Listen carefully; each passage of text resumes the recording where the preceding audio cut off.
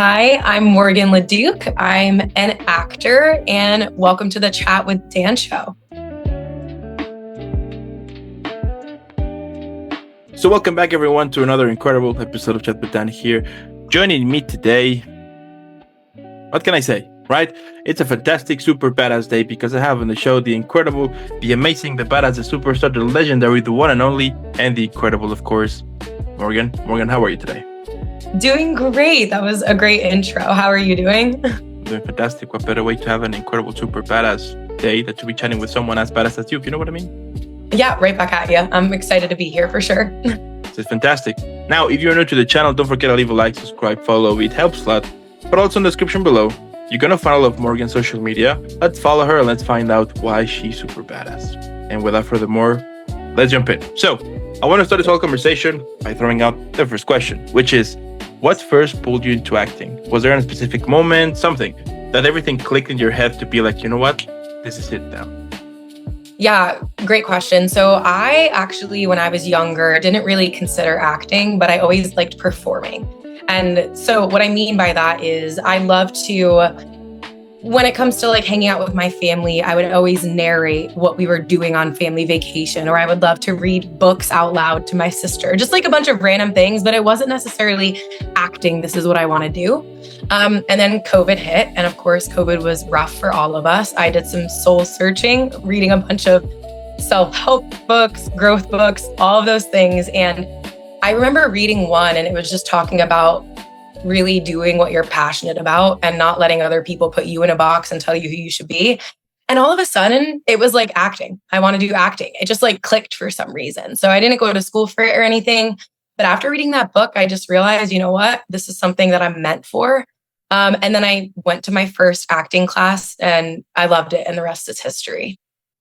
Pretty epic. And as soon as you decided, right, to make it happen, right, what were some of the challenges that you have? Like those first challenges that you encounter as you were building into a more pro career somehow, let's say? Oh my gosh. I mean, just imposter syndrome was a huge thing. So going into a class where there were a bunch of people who had already acted, sometimes I still get a little bit of that imposter syndrome just because there are some people that wanted to act since day one when they were a toddler.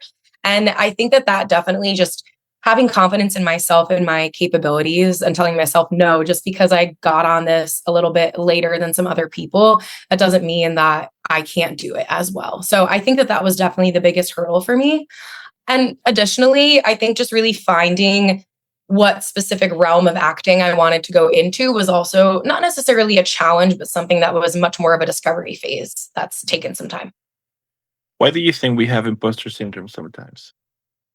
I mean, I think it's what we're told when we're very young. I think that we definitely live in a society where people are telling you, get straight A's, you go from first grade to second grade to third grade. This is the realm of what you're going to do, and this is who you are. This is a family you're born into. This is where you're from. And so I think we're just told to sit in this box. And then when we kind of push the limit of that box a little bit, it's very scary because of all of those voices from when we were younger. Yeah. And when you were a kid, now that you're saying, what kind of student you were? I was a straight A student, which actually is not good for me because I was so used to just like getting the 100 on the test, you know? So it was always it was like, okay, I'm good at math and science and always getting those straight A's, just be a good student and don't ask any questions.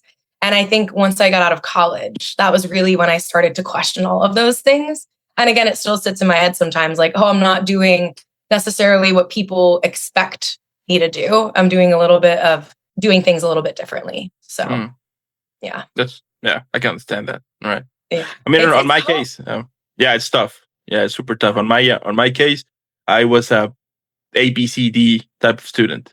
You know, whenever I would get like a good grade, I was like, oh, this is pretty cool.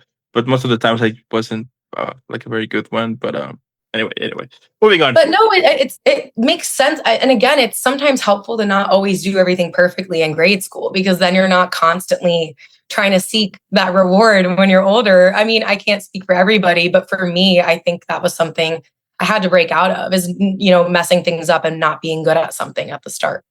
Yeah.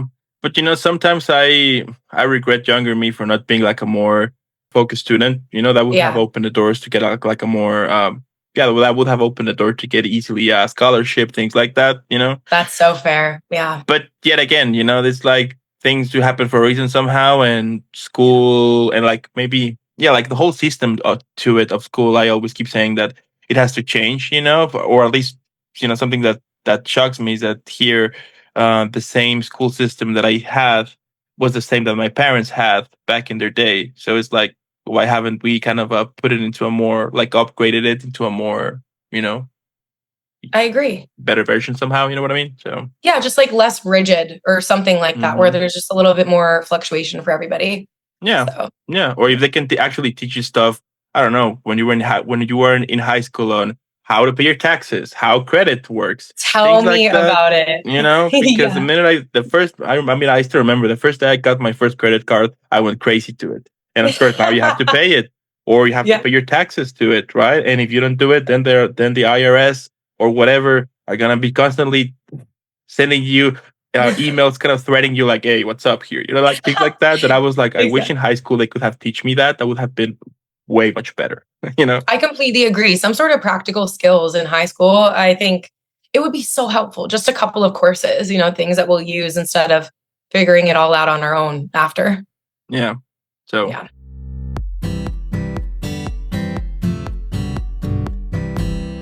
now, what's something about this career that surprised you once you were actually deep inside it? Ooh, yeah. I would say honestly, how kind most people are. I really felt like before I got into this industry that nobody would want me to join. They're like, oh, you don't know anything. This is acting. I'm not going to help you. But when I tell you, I am with some of the most collaborative, helpful people on sets in acting classes. It really feels like, for the most part, everybody wants to help one another out. And I love that. I feel like, especially in this industry, just building a good, solid network and having those people that you can go back to is so important. And I've always felt welcome. And I also think as an actor, it's a very vulnerable space. And so to create a community, especially in a class where you're up in front of your classmates, performing something that might be really vulnerable and, being welcome with open arms and acceptance and all of that, it creates such a welcoming and safe space. So. Mm. And have you encountered people in which you were like, I never want to see you ever again in my life? Yeah, I would say honestly, not that much. Like there might have been a person here and there that I was like, well, I don't want to work with you again because this isn't organized or something. But I really can't even think of an instance where there was somebody who was genuinely just malicious or didn't want other people to win. I really luckily haven't experienced that. During the whole preparation, right? Like the auditions, character creation, like all of that. Tell me, what do you still find the most challenging? Oh man, the most challenging, honestly, two things stand out. So I think putting in audition tapes, like the virtual audition tapes, is really difficult because I have to do everything myself now. I have to do lighting, I have to do camera, editing. I'm like the full production. So that's a lot. And then the other thing is memorizing lines. I definitely still, it's just difficult. I get there for sure, but it's one of those things that it's for me, it's never really been fun, but you get to the fun parts once you have the lines memorized where you can actually do the work. And when you do like a self tape, do you usually do it like in the first take, two take, three? Like, what is do you have like a limit, or you just go all in? Yeah, I'll say the maximum I've done have probably been 5 takes. And I try not to go above that because sometimes you get in your head a little bit too much with things. I almost always find that I pick out the second take that I do, because I think after the first one, you're getting out the nerves. And then the second, you're like, okay, then you kind of wear yourself out a little bit on the last few. But there's definitely a time where I have to cut myself off because then you can just see it fall off and you're not in it anymore. So. Mm. Yeah. And do you like what has been some of the most fun experiences you had while doing a self tape? Ooh, I love when I have my friends over to read for me. So I love a fun self tape where I can have a friend like sitting here and just giving it back to me, which is so much fun. I had this one audition where I was like fake kidnapped and I like wake up in a cave. And so I was like blindfolded, imitating looking around. And when you were doing an audition and there's nobody else around you and you're trying to imitate that you're like waking up in a cave. It's the most odd feeling, but you just have to really get into it. So that specific audition was the most fun and funny. But I love it when there's just something new that you can do with an audition tape, have different props and stuff like that. And would you do like a face-to-face audition? How was your usual process? Do you have like how you prepare? Do you have like a ritual or something to it? Yeah, absolutely. Well, so when I would do face-to-face, getting lines down was, of course, really important to me. So just really making sure that I had my script printed out and prepared. I feel like now with virtual taping, you get less time to prepare. And so a lot of times, like, you know what, you don't have to be off book. But when it came to in person, you would get it way far in advance, at least in my experience. And so I would always have things memorized. And I think my ritual for really acting and auditioning in general is once you have the lines and once you have your character motive worked out and you're ready, just let it go and go in there and do what you can, do your best. Because if you're in your head when you're in that room, you're not going to perform well. So what I do is I'll reach a point when I'm ready for an audition and I'm like, okay, that's it. I'm prepared. I know that I'm going to do this. I'm just going to go in there and not think about it. And I think for me, having that release is so helpful because it makes me way more present, and whatever happens, happens. Yeah, that's pretty epic. This question when I was like, I already know why she's badass, Yeah, right. Pretty amazing. Now, switching to our first activity called the craft break. Super simple. Gonna give you a line, a quote, or a description from a film with some options, of course, and you have to guess which one it is.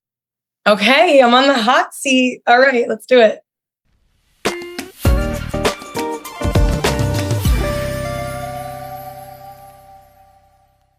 All right, so starting strong. Okay. Which actor improvised the line, I know? Mark Hamill, Harrison Ford, or Carrie Fisher? Oh, Harrison Ford. I'm taking a guess here. You sure? Yes. 100%. Yes. So we lock that in. Now I'm questioning, but I'm going to lock it in. I have to. Right. Then on that case, let me tell you, you're correct. It's Harrison Ford. Let's go. Making me question things. Yeah. Actually, it happened for Harrison Ford in Star Wars Episode 5, The Empire Strikes Back. So I love that. I did watch Star Wars back in the day, so it was probably in the subconscious mind. Yep. Now another quote coming in. It goes, okay. Why so serious? Your options, The Joker, The Dark Knight, or Batman Begins. The Joker, hands down my favorite villain. I'm locking that in, no question. So The Joker? Yes. The film The Joker, or The Dark Knight, or Batman Begins? Oh, the film. Okay. The film, The Dark Knight. The Dark Knight. You sure? I'm sure now. I'm sure. 100%. 100%. Yes, it's Dark Knight. You got it. Let's go. Okay. I just heard The Joker. I'm like, yes. No, I love The Joker. He's my favorite. Yeah, he is. Excellent performance. Now, which film purposely used almost no music to make scenes feel more uncomfortable and real? Your options are Heat, No Country for Old Men, or Prisoners. Ooh, let me think about this one. I would say, I might not get this one. I want to say Prisoners. You tell me. You sure? I'm sure. Shall we go for that one? Yeah, let's do it. Then on that case, let me just tell you, you're wrong. It's Dang it, my first one. Yeah. I was going to say that one too, and I was like, so close. That's so far. Another quote coming in. It goes, yes. I'm going to make him an offer he can't refuse. Your options, Scarface, Goodfellas, or The Godfather. And it's the film, you said? Yep. The Godfather. The Godfather. You sure? Yes. 100%. 100%. Yes, it's The Godfather. You're right. Yes. Iconic. Right. Now, it is an iconic. Now, which actor cut his hand for real during a scene and stayed in character while bleeding? Your options, Leonardo DiCaprio, Tom Hardy, or Kristen Bale. I'm going to say Leonardo DiCaprio. You sure? I'm sure. 100%. 100%. Let's go, because yes, Leonardo DiCaprio. It happened in Django Unchained. You know when I he love that. hits the table? Yeah. Yeah. I didn't know that was real. I didn't know. I that's didn't know it crazy. either. You know, when I watched it, I was like, wow, that's a pretty cool effect. And You're like, when I was like, wow, it didn't really happen, I was like, oh, okay. Yeah. Effect on that. Yeah. 100%. I love that. Now, another quote. You either die a hero or live long enough to see yourself become the villain. I love Your this quote. I say this all the time. Joker, the Batman, or the Dark Knight? Oh, see, it's funny. I say this quote all the time. Yet. You said the Joker. What were the other options? It's Joker, the Batman, and the Dark Knight. Batman. You sure? I'm sure. 100%. 100%. No, it's the Dark Knight. Dang it. So close. It's in the same realm. Yep. Yeah, totally. That's so a good quote. which film ending still causes debates because audiences don't know if the ending is real or not? Your options are Fight Club, Inception, or Memento. All great ones. I would say I haven't seen them in a while. Oh my gosh. Fight Club. You sure? Yes. 100% again? Yeah, 100%. We'll lock it in. Then in that case, let me just tell you, you're wrong. It's Inception. Yeah, I'm striking out. Which one was it? Inception. Inception. Okay. Inception was so good. I haven't seen it in years. Such a good one though. Do you remember like the ending when he kind of spins that thing? And then you can see if the thing was kind of either falling or not. You know what I mean? So, I do remember that. I'm gonna have to watch that again. It was such a good film. Good film, indeed. Now another quote coming in. Yeah. It goes, you either get busy living or get busy dying. Your options: The Green Mile, The Shawshank Redemption, or Mystic River. Oh man, you're throwing crazy ones at me now. Let's go with Shawshank Redemption. You sure? Yes. 100%. Yeah, 100%. You're correct. It's Shawshank Redemption. Yes. Yeah. That I haven't is seen actually that one in a while too. That's an excellent film. It's like on my top 3 of favorite films of all time. It's so good. So good. Yeah. Which actor lost over 60 pounds to portray an insomniac descending psychologically and physically? Yep. Your options: Jake Gyllenhaal, Adrian Brody, or Christian Bale? Christian Bale. You sure? Yes. 100%. Yes. Yes, I love it because it's Christian Bale. You're correct. Hell yeah. I also know he also gained a lot of weight for certain roles as well. He's like done a lot of different variances, which is really incredible. Yeah. But I wonder, I mean, you really have to be super careful to that, right? Agreed. To keep your flop like that. Yeah, because it's true. I mean, we see actors that for some roles they gain so much weight, and then for the next one, boom, you see them like again in shape, and then you're like, how the hell did they do that? Insane.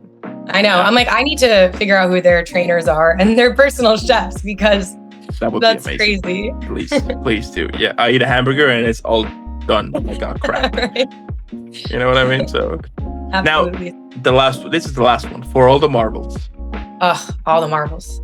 You either win this or lose this, right? So oh man, you're making the stakes so high. Okay, I'm ready. All right, and it's a quote. Okay. It goes, one more time. Life moves pretty fast. If you don't stop and look around once in a while, you could miss it.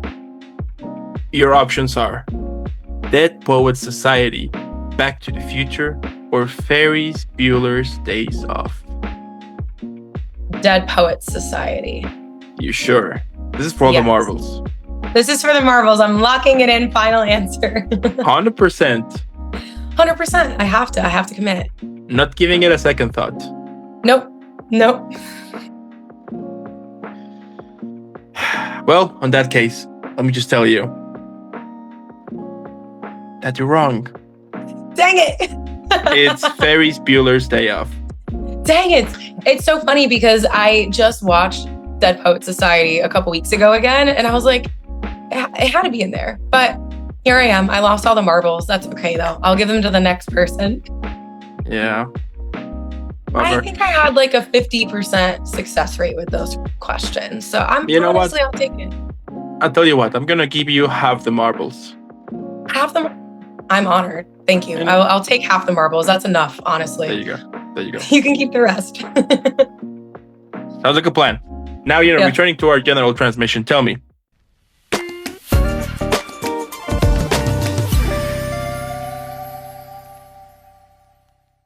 How do you personally deal with auditions that don't go anywhere? Oh, story of my life. I think as an actor, it's constant. You're hearing no's often. You have to get very used to like almost getting there, but then not. I mean, when you're auditioning for a role, there's only one person that can fill that role. And so I honestly just try not to get too attached to it, because I think if I get overly attached, that's when I get really disappointed. And I look at it more as I'm honored to be selected even for an audition. That's a win in itself. So I think just celebrating that win is important, preparing in the best way that I can for the audition and really giving it my all. And then again, just really releasing, letting it go, and whatever happens, happens. And, if I get cast, incredible, but if not, that's okay. And there could be so many reasons why I wouldn't get cast in a role. And so I never try to take it personally either. And you just have to keep pushing, especially in this industry, really. And how you deal with rejections? I just accept it for what it is. I think it really is a lot of letting it go and not taking it personally. Because I think if you take it personally, then that's when you overanalyze, and it can make you feel like you don't want to continue onward. And so, just accepting it for how it is. Has there ever been like a role that you did the audition that you were so excited about to get it? At the end, you didn't get it, right? So how you dealt that experience? Yeah, actually, it's so funny you say that, because the audition I was talking about earlier, where I had to act like I was kidnapped and in a cave, I really wanted that one. I made it through probably, I think it was 3 different rounds of this film, and it would have been a really big one for me. And I was feeling good, and I was trying not to get my hopes up, but with every additional yes, I felt a little bit closer to getting that full, you're booked. I didn't get that one, and that was definitely hard. I think that was one of the hardest I've had. I think talking to friends and family really helped. That helps with really anything, but just letting out steam and saying, look, I tried, this is what happened. And I think having that, I'm very lucky to have my friends and family that support me. So just leaning on them and knowing, what, that's okay. There's somebody that could have been a better fit. That doesn't mean that I wasn't good. It just means that only one person can really win here, or get casted in the role here. So, but is it complicated sometimes to speak about that with people that they just don't understand because they're not on the business? 100%. I would say that I think talking with friends and family, they definitely don't have the insights into how the industry actually works by any means. For me, I think sometimes it's just like having an open ear for people to be like, hey, look, I hear you. And I can kind of let off that steam and offer some reassurance of like, look, just keep going. Like, you're good. Sometimes I don't even need necessarily a perspective that's from somebody in the industry. It's more of just a shoulder to lean on when I just need to let things out. Yeah, that is super important, right? To differentiate between leaning a shoulder and actually asking for advice, Exactly. So, and I think sometimes I love all of the people in my network in this industry, but sometimes you don't necessarily need to hear something about the business. You don't need to hear something about acting. You just need somebody to say, hey, look, I'm here. I hear you and I'm sorry. And that's okay. Just keep going. Absolutely. And have you had a moment where you felt things were starting to move forward, even in a small way? And what did that mean to you? Yeah, I think really this whole pursuit of acting for me has been very an uphill battle. It's usually like a small win, a small win, a small win, then a no, a no, a no. And so it's been a very gradual process. So I don't want to even say that there's one instance where I was like, this is it. It's more of just all of the little things that have compounded. So booking my lead in a first student film, and then booking my first commercial, and then booking a supporting role in a feature film. And so I see all of these very small things that are starting to really build up on one another. And that for me is so rewarding. And sometimes I even journal to reflect on how far I've come, because I think sometimes you can also get laser vision and forget how far you've come from where you started. And so I really try to reflect as much as I can on that. It amazes me how sometimes it can make you feel that you are the most invincible person ever. And sometimes it can makes you feel that you are trash. 100%. Plain and simple, you know? That's how it is. It's the ebbs and flows. And that's something I have a life coach too, which I love. Highly recommend if you don't have one, but he really just helps guide me on all things in my career and in my future. And something he always brings up is he's like, it's just like the ocean with ebbs and flows. There are going to be times when you're getting a lot of no's and you feel like you're not getting anywhere, but you just have to remember the times when things are on the up and up and it'll come back. Just know that this is a time of just learning, resting, growing, and that's okay. Yeah. Yeah. Or you can just be like a goldfish. Yeah. Be like a goldfish. Just forget. Just forget and move on. Exactly.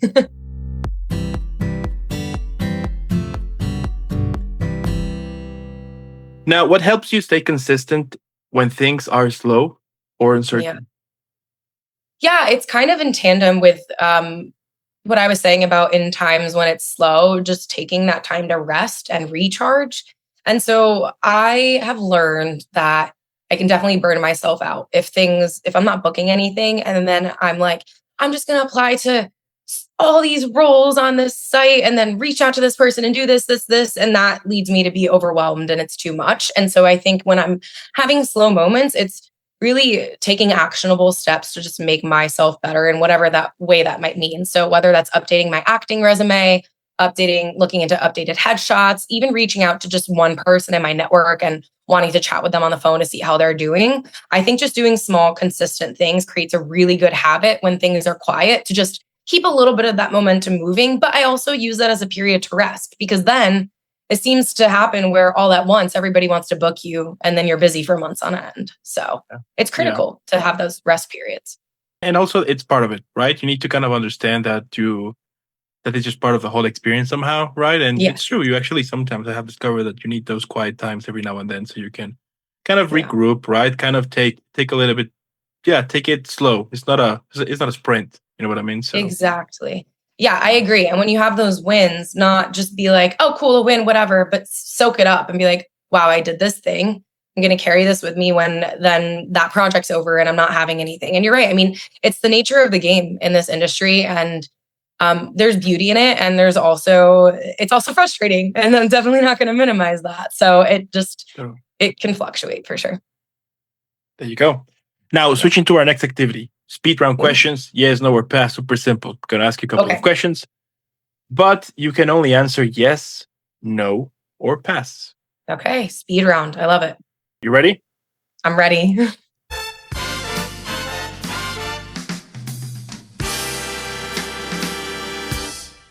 So, have you ever doubted your talent? Yes. Have you ever said yes to something you knew it wasn't right? Yes. Have you ever compared your journey to someone else's? Yes. Have you ever felt like quitting everything? Yes. Do you think success changes people? Yes. Have you ever felt misunderstood in your career? No. Do you believe timing matters more than talent? Yes. Have you ever taken an opportunity out of fear of losing momentum? Yes. Do you think you were supposed to be right now? Yes. Have you ever surprised yourself with what you're capable of? Yes. And a bonus one, can you cry on cue? No. Fair enough. An opportunity for growth.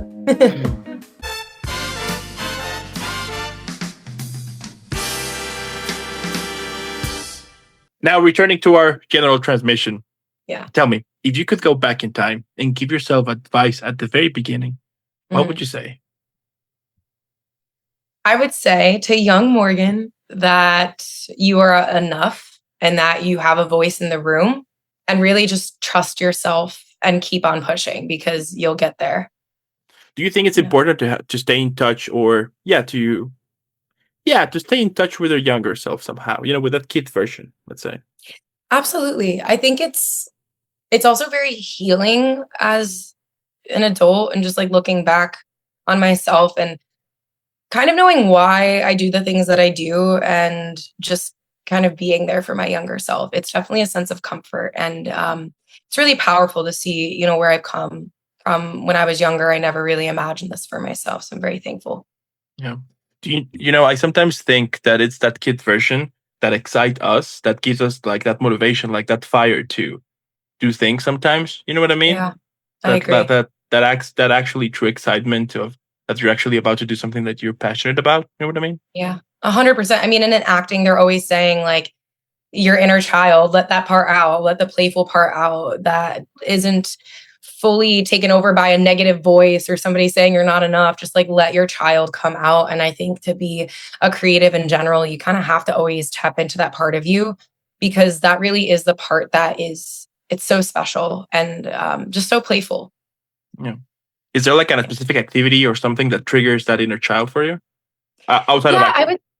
Yeah, yeah. I would say any sort of movement is really helpful for me to feel like I am unlocking that part of myself. And so, by that I mean, let's say I'm having a rough day and I'm just like really in my head. I think even going for a walk, I know it sounds a little cliche, but going for a walk, I feel like can really loosen that and make me feel a lot more lighter. I also have done like movement classes before which is a little bit more acting centered, but you're not dancing or anything, but you're moving your body. We have like an open room. By the end of the class, people are like rolling on the floor. It's very open, but it really sounds wild.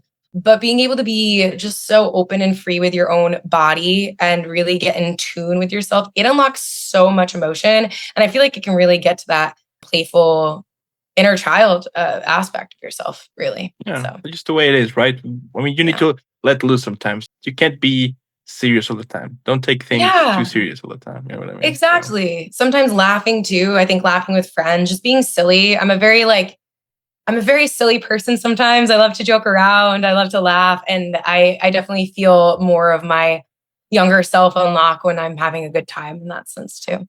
Yeah. I love that.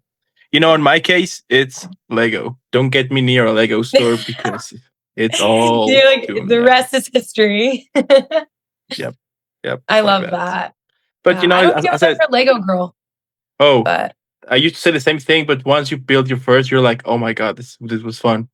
really, It's yeah, yeah. I might have to check it out. They have It a just takes bunch of one. different Lego sets now for Yeah, adults yeah, too and everything. I mean, I guess any Lego set could be for adults if yeah, you believe, but yeah. Back when I was a child, I always wanted one, but I never got it. So time passed, right, and I just moved along with my life. And then a couple of years passed, and then I was near a Lego store, and then I saw this thing, and I was like, "Wait a minute, I actually can buy it now."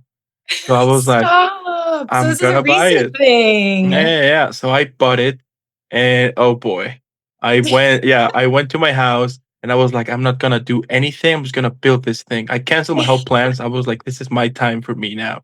So it was just me, my dogs, and some food there, and I was just building it. And by the end of it, I was like, this was fun. I want to build another one. And Oh. at some point, I became the DJ Khaled of Legos because I was like, another one and another one. And my That's wallet was like, dude, stop. We're bleeding here. So I was like, okay, I'm just going yeah. to take it easy for now. It But adds yeah, up. that's It's it. crazy how expensive those sets are. But no, that's so lovely. I feel like that's really nice. And I'm trying to also unlock doing more activities like that. I bought a Yeah. watercolor set. I haven't used it yet, but I'm trying to like do a little bit of that. Just things that, I haven't tried out before. Why not? Maybe even take up a dance class. I've been considering that. So I that's once interviewed an actor that his way to relax is to play Nerf with his kids. that's cute. I love You that. know, so I was like, Yeah. hey, that's pretty cool. And he's like, yeah, we all get geared up and we just be running around the house shooting each other with Nerf, and that's how we kind of that's how kind of I get that connection with my inner child. So I was like, interesting. That's pretty cool. That's so So, fun. I love that.